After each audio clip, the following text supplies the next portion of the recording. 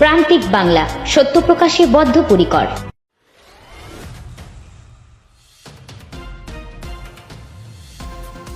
বাল্যবিবাহ নিয়ে সচেতনতার শিবির হলো নামখানা ব্লকে। রাজনগর স্কুলে পালিত হলো স্বয়ংসিদ্ধ অনুষ্ঠান। একবিংশ শতাব্দীতে দাঁড়িয়ে সুন্দরবনের মতো প্রত্যন্ত অঞ্চলেও বাল্যবিবাহের মতো সামাজিক ব্যাধি দেখা যায়। বিশেষ করে করোনাকালে লকডাউনের পর থেকে বাল্যবিবাহের আধিক্যতা বেশি বেড়েছে। বর্তমান সময়ে ছেলেমেয়েদের প্রেম করে পালিয়ে বিয়ে করার জন্য বাল্যবিবাহের মতো সামাজিক ব্যাধি দেখা যায়। তবে এসবের জন্য স্মার্টফোনকে দায়ী করেছেন অনেকেই। যদিও সরকারের পক্ষ থেকে একাধিক প্রকল্প তৈরি করা হয়েছে বাল্যবিবাহ রোধের জন্য। বাল্যবিবাহ রোধের জন্য কন্যাশ্রী থেকে রূপশ্রী প্রকল্প চালু করা হয়েছে রাজ্য সরকারের পক্ষ থেকে। শুধু বাল্যবিবাহ নয়, বর্তমান সময়ে শিশু নির্যাতন, নারী পাচার, শিশু শ্রম, বধূ নির্যাতনের মতো সামাজিক ব্যাধি এখনও দেখা যায়।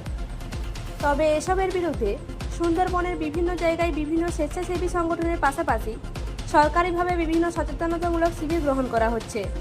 বুধবার দিন সুন্দরবনের অন্তর্গত রাজনগর বিশ্বম্বর উচ্চ বিদ্যালয় স্কুলে বাল্যবিবাহের রোধের জন্য নামখানা থানার পক্ষ থেকে স্বয়ংসিদ্ধ কর্মসূচি গ্রহণ করা হয়।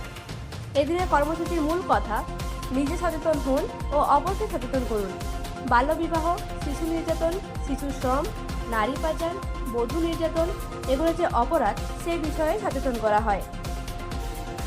এদিনের কর্মসূচিতে উপস্থিত ছিলেন নামখানা থানার ভারপ্রাপ্ত আধিকারিক বিভাস সরকার।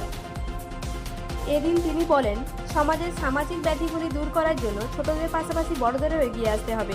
আজকে শুধু নয়, আগামীতেও এরকম কর্মসূচি গ্রহণ করা হবে থানার পক্ষ থেকে। এদিন শিবিরে উপস্থিত ছিলেন স্কুলে ভারপ্রাপ্ত প্রধান শিক্ষক কিশোর কুমার পাত্র মহাশয়।